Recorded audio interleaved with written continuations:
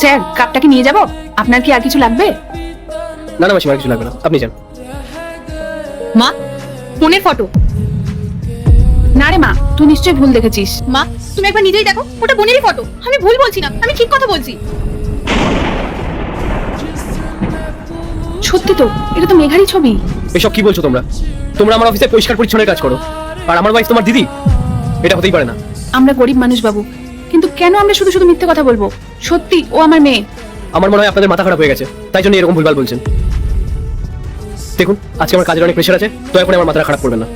Sir, আমাদের মাথা খারাপ হয়নি, আমরা সত্যি কথা বলছি। হ্যাঁ মালিক, আমি আমার ছোট মেয়ে মেঘাকে শহরে পাঠিয়েছিলাম পড়াশোনার জন্য, কিন্তু কিছুদিন পরে ও আমাদের সাথে সব সম্পর্ক বিচ্ছেদ করে দেয়। আমি ওকে অনেক খোঁজার চেষ্টা করেছি, কিন্তু বারবার যখন ওকে ফোন করে পাচ্ছিলাম না, তখন আমি নিরুপায় হয়ে প্রশাসনের দ্বারস্থ হয়েছি। পুলিশের কাছেও অনেক সাহায্য চাইলাম, কিন্তু দুর্ভাগ্য আমার, তাদের কাছ থেকেও কোনো সমাধান আমি পাইনি। অনেক চেষ্টা করা সত্ত্বেও আমি আমার ছোট মেয়েকে খুঁজে পাইনি।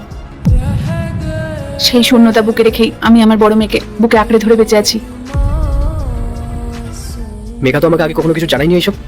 স্যার, আপনার যদি আমাদের কথা বিশ্বাস না হয়, তাহলে আপনি একটা কাজ করুন, আপনি বোনকে এখানে ডেকে নিন, ও আমাদের ঠিক চিনতে পারবে। আচ্ছা ঠিক আছে, আমি দেখছি, তোমরা যাও। আমি যখন তোমাদেরকে ডাকবো তোমরা তখন এসো।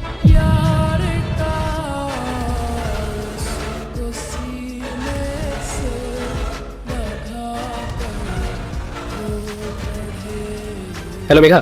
হ্যাঁ বলো। কোথায় আছো তুমি? বাড়িতেই আছি। বলছি একটু আর্জেন্টলি অফিসে আসো তো। কেন এখন আবার কেন? দরকার আছে, আমি গাড়ি পাঠিয়ে দিচ্ছি, তুমি তাড়াতাড়ি আসো। আচ্ছা ঠিক আছে, আসছি। হুম।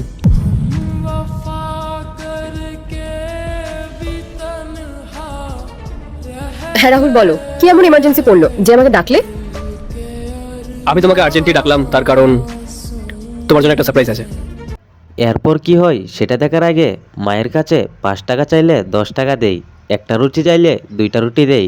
সেই মাকে যদি ভালোবেসে থাকো তাহলে ভিডিওটিতে লাইক দিয়ে চ্যানেলটিকে সাবস্ক্রাইব করে কমেন্টে মা লিখে যাও। অ্যাকচুয়ালি আমি তোমাকে দুজনের সঙ্গে দেখা করাতে চাই, আর আমি জানি তুমি যদি ওদের সঙ্গে দেখা করো না তাহলে তুমি অনেকটাই হ্যাপি হবে। সারপ্রাইজ? ওকে, ডাকো তাদেরকে, দেখি।